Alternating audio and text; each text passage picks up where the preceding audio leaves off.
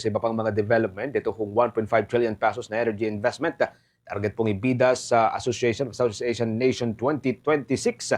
Yun pong insentibo sa renewable energy investors, lalo pang pinalakas ng Department of Trade and Industry. May live report si Bombo Eman Bombase. Nagpahayag ng matibay na suporta ang Department of Trade and Industry sa pamumuno ni Secretary Cristina Aldeguer Roque sa agresibong kampanya ng Department of Energy na linisin ang sektor ng enerhiya at magpasok ng mga bagong high-impact investments.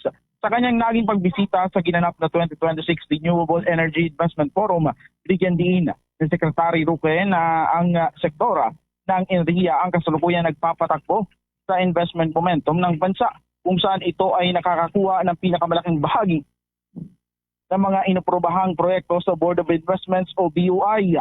Target ng DTI kasama ang DOE o ang Department of Energy na itampok ang bansa bilang regional hub for smart and sustainable industries.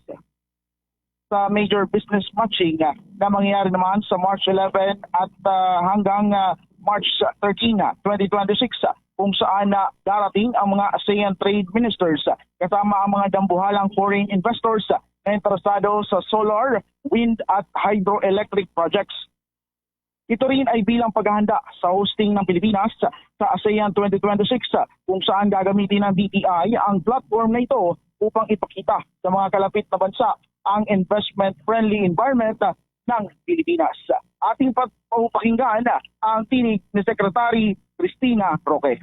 Of course, one of the topics to be discussed in the ASEAN is the renewable energy, and this is also very important for us. And this is really where we see na there's really a demand. Nakita nyo yung sa Mindanao. There's also a push to really pursue the renewable energy for Mindanao and of course for the entire country. So we feel that the ASEAN will really also drive this renewable energy. Samantala, hiniwag naman ng sekretaryo ang mga lokal at dayong investors na samantalahin ang golden era ng renewable energy sa Pilipinas. Nanawagan rin ang opisyal na bumisita lamang sa kanilang tanggapan ang sinumang investor sa energy sector upang matulungan sa mga benepisyo at insentibo na pwedeng maibigay ng kanilang opisina. Uli ating pakinggan ang tinig ng Secretary Cristina Roque.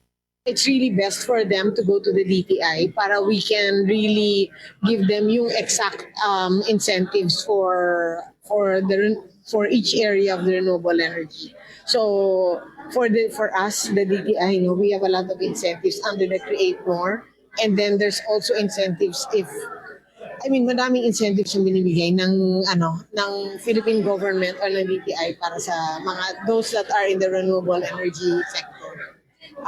Kailangan talaga tayo to move to this renewable energy quickly because we need to bring down the cost of manufacturing, especially for the goods that we export or the goods that are also sold locally para mababa rin yung mga presyo nila.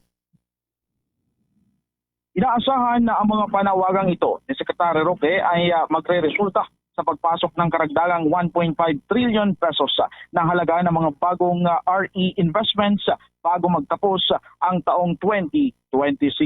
Para sa ASEAN 2026, ito si Bombo Eman Bombase nagulat para sa #1 and most trusted source of news and information sa radyo, Bombo.